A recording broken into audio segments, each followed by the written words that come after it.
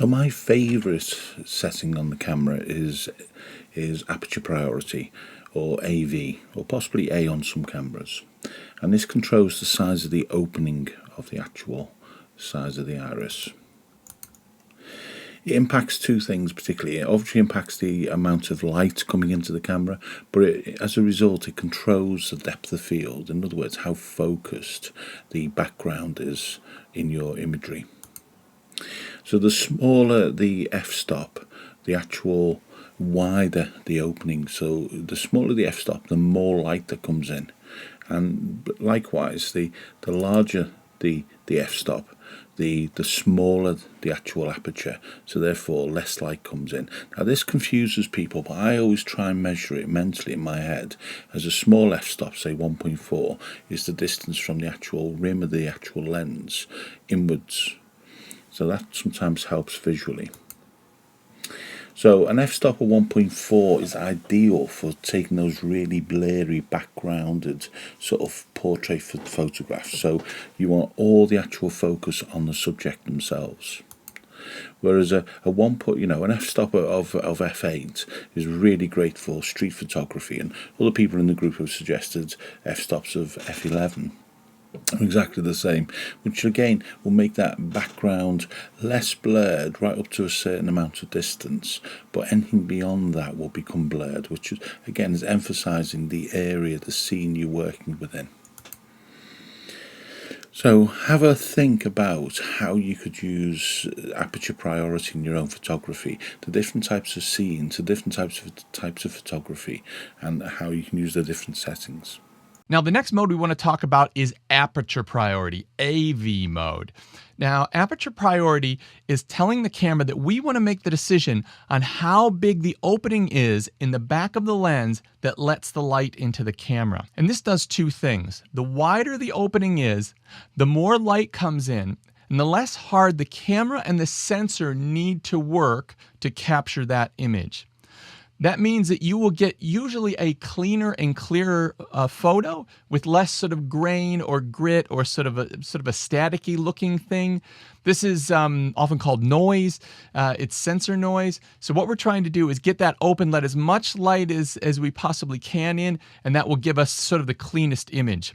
The other thing that we are making a decision about when we're deciding how wide we want that aperture is how much of the scene we want to be in focus. The wider that opening is, the less of the scene that's in focus. So if you see these photos that people do, portraits, where the person is all sharp and clear and in detail, and then the background is all blurry and blown out, they are usually opening that aperture wide open and generally using a lens that isn't the kit lens. They're using sort of a more specialized, what they call prime lens, which is a lens that can't zoom in and out. And that lens is almost always going to have an aperture of f2 down to f sort of 1.2 or 1.4. And so the wider you open that opening, the more blurry the background becomes.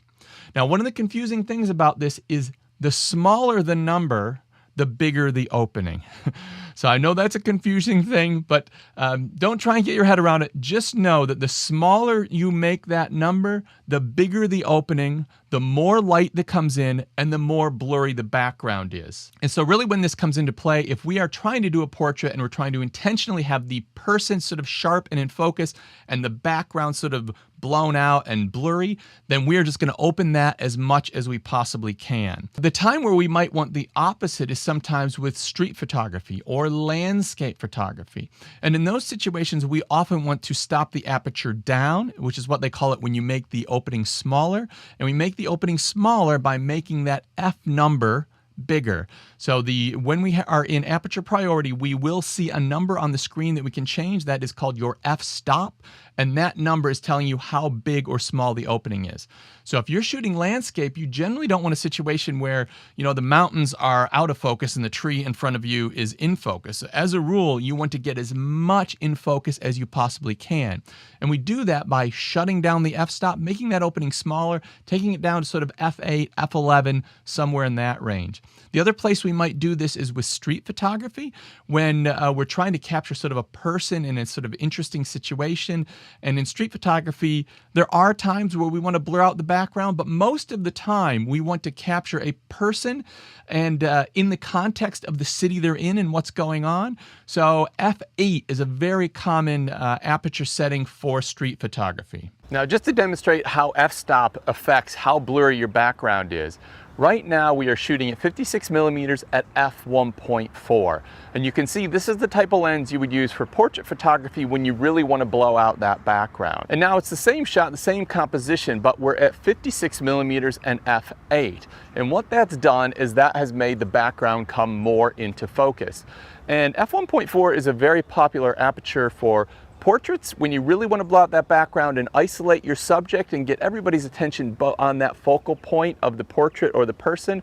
And f8 is actually a very popular f-stop number or aperture for street photography, where you actually want to get the context of the city around the person and you want to see them and what they're doing, and they want to be clear and in focus, but you want that environment in focus as well.